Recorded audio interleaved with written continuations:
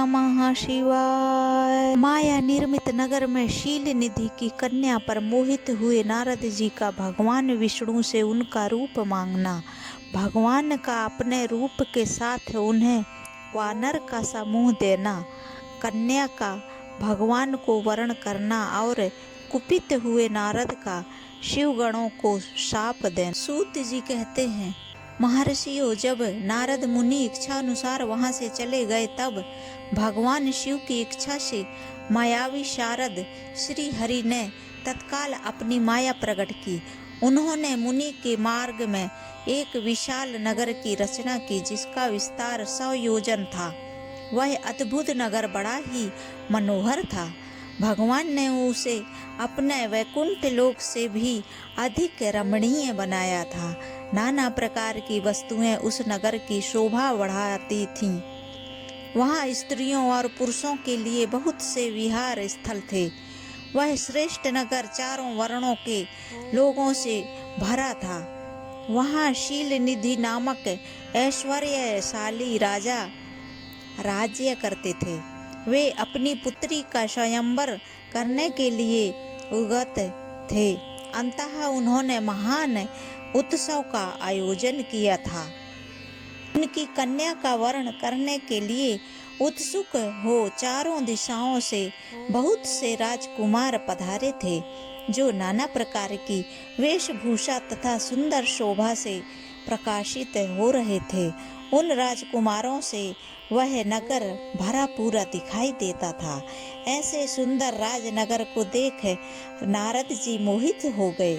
वे राजा शील निधि के द्वार पर गए। मुनि शिरोमणि नारद को आया देख महाराज शील निधि ने श्रेष्ठ रत्नमय सिंहासन पर बैठाकर उनका पूजन किया। तत्पश्चात अपनी सुंदरी कन्या को, जिसका नाम श्रीमती था, बुलवाया और उससे नारद जी के चरणों में प्रणाम करवाया। उस कन्या को देखकर नारद मुनि चकित हो गए और बोले, राजन, यह देव कन्या के समान सुंदरी महाभागा कन्या कौन है? बात सुनकर राजा ने हाथ जोड़कर कहा, मुने, यह मेरी पुत्री है। इसका नाम श्रीमती है। अब इसके विवाह का समय आ गया है। यह अपने लिए सुंदर वर चुनने के निमित्त स्वयंवर में जाने वाली है। इसमें सब प्रकार के शुभ लक्षण लक्षित होते हैं। महर्षि, आप इसका भाग्य बताइए। राजा के इस प्रकार पूछने पर काम से विकल हुए मुनि श्रेष्ठ नारद उस कन्या को प्राप्त करने की इच्छा मन में लिए राजा को संबोधित करके इस प्रकार बोले, भूपाल, आपकी यह पुत्री समस्त शुभ लक्षणों से संपन्न है, परम सौभाग्यवती है। अपने महान भाग्य के कारण यह धन्य है और साक्षात लक्ष्मी की भांति समस्त गुणों की आगार है। इसका भावी पति निश्चय ही भगवान शंकर के समान वैभवशाली, सर्वेश्वर, किसी से पराजित न होने वाला, वीर, काम विजयी तथा संपूर्ण देवताओं में श्रेष्ठ होगा। ऐसा कहकर राजा के विदा से इच्छा अनुसार विचारने वाले नारद मुनि वहां से चल दिए। वे काम के वशीभूत हो गए थे। शिव की माया ने उन्हें विशेष मोह में डाल दिया था। वे मुनि मन ही मन सोचने लगे कि मैं इस राजकुमारी को कैसे प्राप्त करूं। स्वयंवर में आए हुए नरेशों में से सबको छोड़कर यह एकमात्र मेरा ही वर्ण करे, यह कैसे संभव हो सकता है? समस्त नारियों को सौंदर्य सर्वथा प्रिय होता है। सौंदर्य को देखकर ही वह प्रसन्नता पूर्वक मेरे अधीन हो सकती है, इसमें संशय नहीं है। ऐसा विचार कर कामदेव से विकल हुए मुनिवर नारद भगवान विष्णु का रूप ग्रहण करने के लिए तत्काल उनके लोक में जा पहुँचे।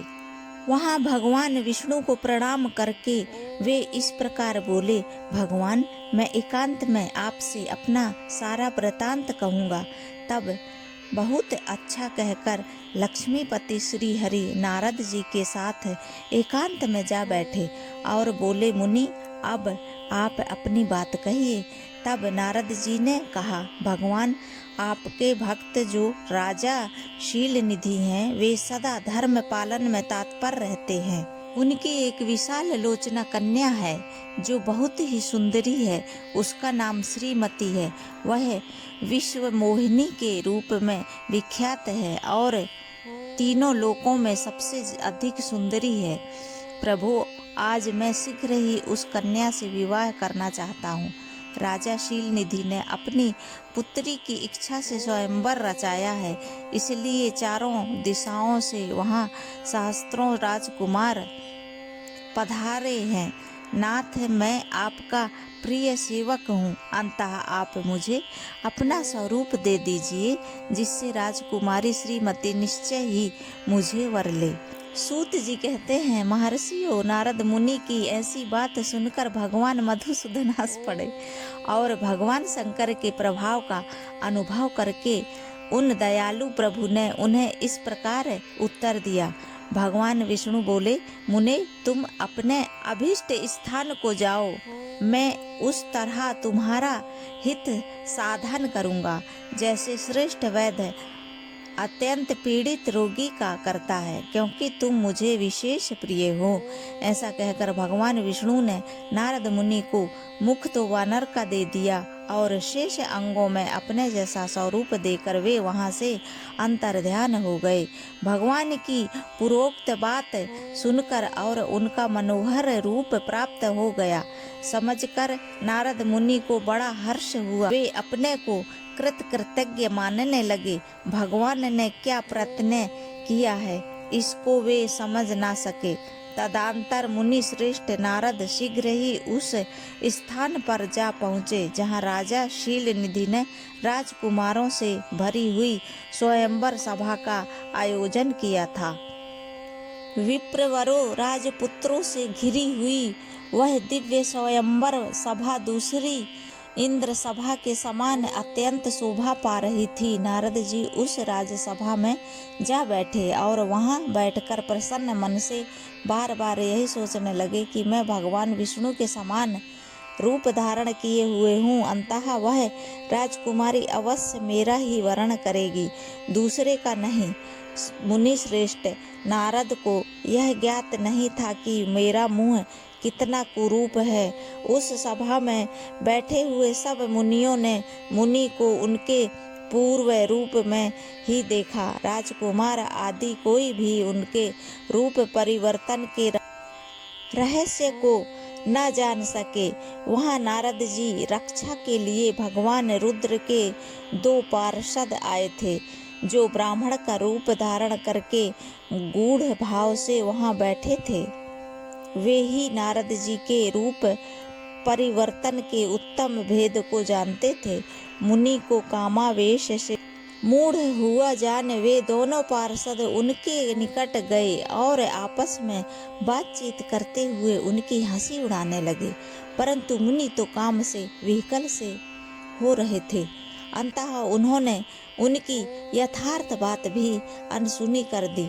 वे मोहित हो श्रीमती को प्राप्त करने की इच्छा से उसके आगमन की प्रतीक्षा करने लगे।